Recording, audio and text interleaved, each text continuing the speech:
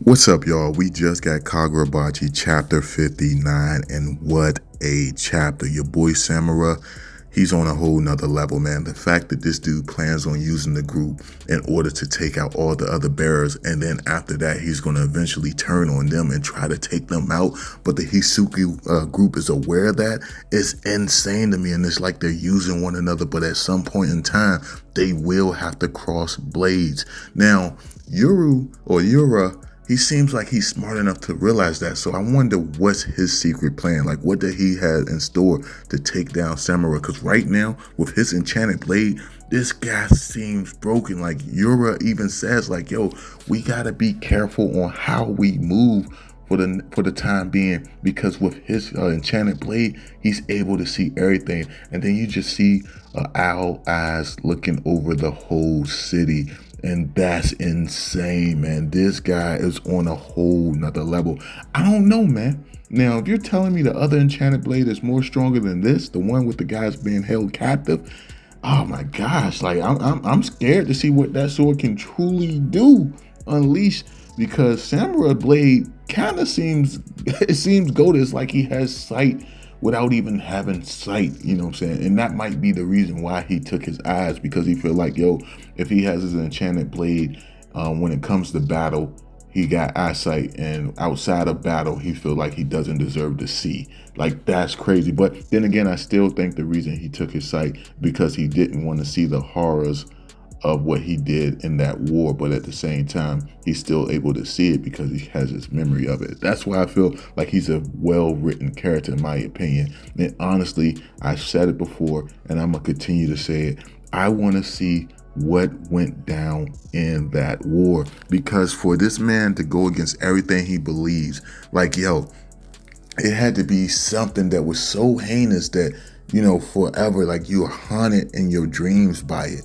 Not only that, in this chapter, we find out, well, we confirmed that Shiba had nothing to do with the assassination of Chihiro's father, because there's a statement said that, you know, Samura was given all the information he wanted from Yura, including who was the person that gave up the information on Chihiro's father's location. And they said that that person was working with the group that Chihiro is now with. I don't know their name off by heart yet. And, you know what I'm saying, I'm not in my normal setup to actually, like, have it written down somewhere. So it might be Azume.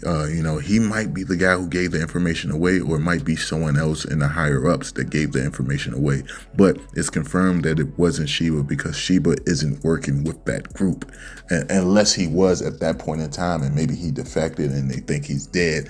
That could be the case, but I think that's very unlikely. But we about to get into this chapter. Make sure you subscribe, hit the bell for all notifications. Again, we get a chapter with an amazing color page where you got Chihiro sitting on the rooftop with the three ninjas that actually were protecting your boy Samura. And I'm very curious how they're going to feel when they find out that he was the traitor. But you got the chapter starting off where you got Chihiro showing up. He's seeing that your boy Samura took down Yuki. Oh my God, I thought Yuki was such a dope character, man. Man, I wanted to see what he was capable of, but yeah, it's only natural that he would be taken out by Samura, considering Samura trained him with the way of the sword. But you got it with Chihiro seeing everything that went down, and you can see mentally his mind is starting to shatter. He's seeing everyone killed. He's seeing your boy Yoji on the ground dead. He's looking at your boy Hakuri, and he's like, yo, oh no, not Hakuri.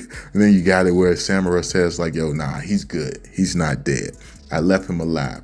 And I'm imagining that's only because he had nothing to do with the war in the past. It seems like Samura only wants to take out the sword bearers or anyone who has something to do with the war in the past. But next thing you know, you got it with Chihiro, he's snapping. He's like, yo, I will stop you. I will take you out. And you got it where Samura's telling him, like, yo, even though you have an enchanted blade, your blade didn't exist in that war. I will give you a chance to live. Like, yo, I will come back later for you. Like, yo, stop. And of course, Chihiro's like, nah, like hell I will stop you, I will stop you. Next thing you know, within an instant, you see your boy Samura hit Chihiro with a fatal slash. Chihiro falling to the ground, he's on the verge of death. And next thing you know, you have it where Samura goes to pick up Chihiro's enchanted blade because he dropped it after being slashed. But right as he's about to pick it up, you see your boy Shiba show up. And the crazy thing is, pay attention to this panel. Pay attention. You see Samura about to pick up this blade. You see Chihiro on the ground bleeding out, and the sword is unsheathed. It's on the intent is on the ground unsheathed. Next thing you know, it vanishes, and you see Shiba on the rooftop holding Chihiro with the intense sword in a sheath. That means that man was so fast that he picked up the sword, put it in the sheath, grabbed Chihiro, and then made it to the roof before Samura could even blink. Well, not blink, he can't see, but before he could even notice. That's insane. But you have it where Samura's just pretty much saying like, yo, you finally made it here. You took your time trying to get here. And of course, you got it where, you know, your boy Shiba, he's upset. He's like, yo, why are you doing this? Like, yo, come on. He's like, yo, for the sins that we did in the past, like, we're no heroes. We don't deserve this. And as long as we're called heroes, or as long as we're continued to be called heroes, the curse will continue. That's what I'm saying. Like, every chapter is building up this, you know what I'm saying, this war to be something that was just straight tragedy. And I imagine when we get to that part, oh my God, fans are going to go crazy. Like, yo, this is what happened all those years ago. This is why he turned. It's going to make us see why your boy Samura became a traitor and why he's doing the thing he does. And it might even make us feel like, yo, I understand why I side with him. I want to be on his side. You know, Chihiro, look, I get what you're doing for your father.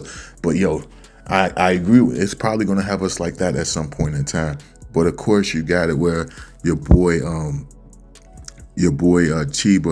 Shiba and you know, Samura was talking, and of course Samura says this is the end. Next thing you know, it jumps to you know, it has a bit of a time skip, a 2-hour time skip, and it says that, you know, Yoji as well as, you know, Chihiro was both confirmed dead. So I imagine that Shiba didn't take Chihiro to the normal hospital. He hidden him away. And I'm guessing that's more so to have the upper hand against Samura, because as of right now, Samura is believing that Chihiro is dead. At least that's just the vibes I'm getting. Next thing you know, it jumps to Hiko. He's getting his arm repaired.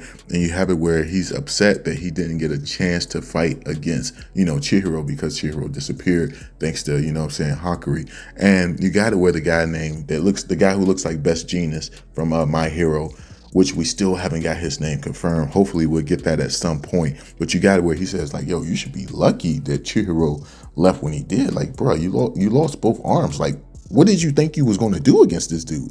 And of course you got Hakuri. I mean, not Hakuri, but you got Hiko. He's just like, nah, man, I could have did something. I could have.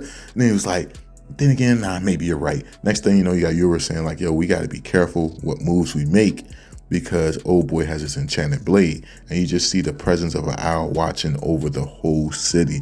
Like I said, this thing is like some Lion-O from Thundercats, give me sight beyond sight type thing. But you got it where your boy Samura appears right in front of Yura, and they start having a conversation. Of course, Samura's kind of upset with all the loss of life, all the people who died that had nothing to do with the sword bearers. He's kind of like, yo, that was unnecessary. Why didn't you just give me my enchanted blade from the very start?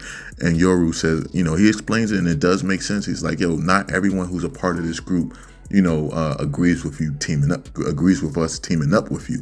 So I didn't want to give you your sword right away. Not only that, you know, it was more so reassurance. You were our trump card in case we needed it. And it turned out we did need it, and things worked out the way we wanted. So it is what it is. I do intend to help you take out all the bearers, you know, and it is what it is. We made a pinky promise. And I'm like, this dude made a pinky promise. Who is this kid?